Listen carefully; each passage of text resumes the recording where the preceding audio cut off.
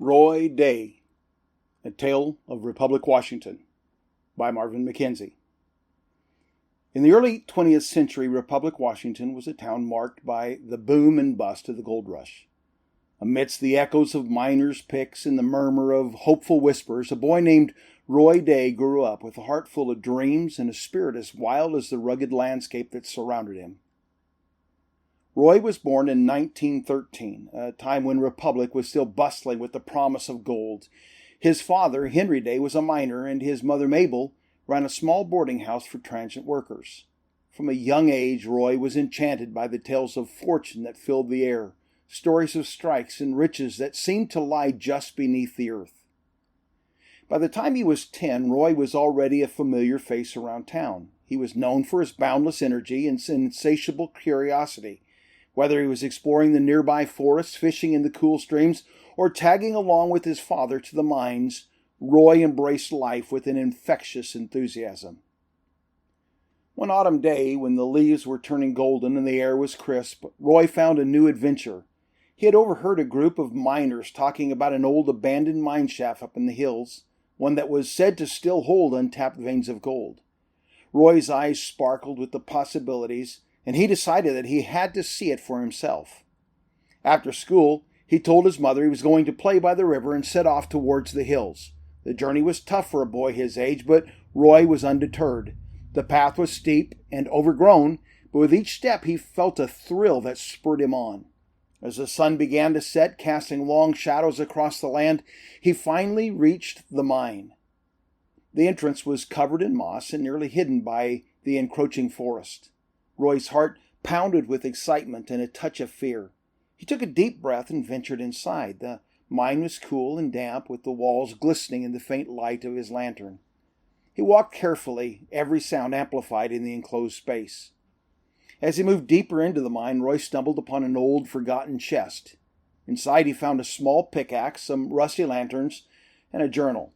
The journal belonged to an old miner named Jacob, who had written about a rich vein of gold just beyond a narrow passageway. Roy's hands trembled as he read the entries, feeling as though he had discovered a treasure map. Determined to find the vein, Roy squeezed through the passageway described in the journal.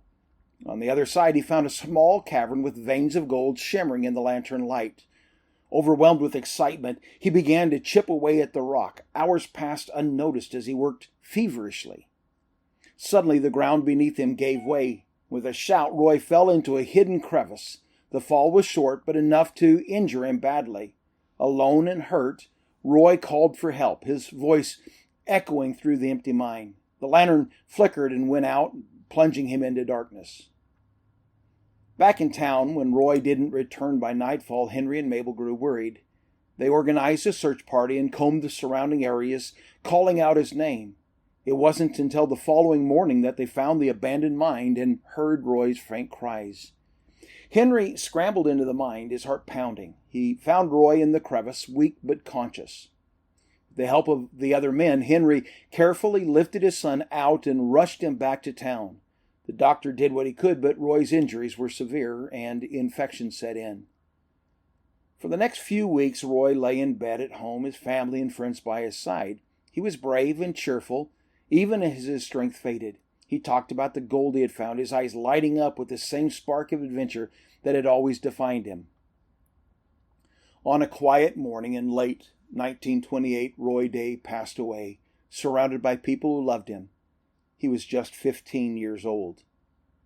The town of Republic mourned the loss of a boy whose dreams had been as bright as the gold he sought. In his memory, the miners dedicated a small park near the river where Roy loved to play. They called it Roy's Gold, a tribute to the boy who had reminded them all of the true treasures in life: hope, adventure, and the spirit of a child. Roy Day's short life ended before he could witness any of the world's pivotal moments. He did not see the Great Depression grip the nation with its relentless poverty and struggle, nor did he witness the rise of global tensions that would lead the outbreak of World War II in 1939. He never saw the young men of Republic, including some of his own friends, march off to fight in distant lands, some never to return. He missed the triumphant moment when the Allies declared victory in 1945 and the world began to rebuild from the ashes of conflict. Roy was not there to witness the birth of the modern era with its rapid technological advances, nor the transformation of his own country through the civil rights movement and the social changes of the 1960s. Yet, in a way, Roy's spirit lives on in the hope of the people of Republic. His story became a cherished part of the town's history, a reminder of the fleeting beauty of youth and the enduring power of dreams. While Roy Day did not see the world beyond his small town and short life, his legacy continues to inspire those who did.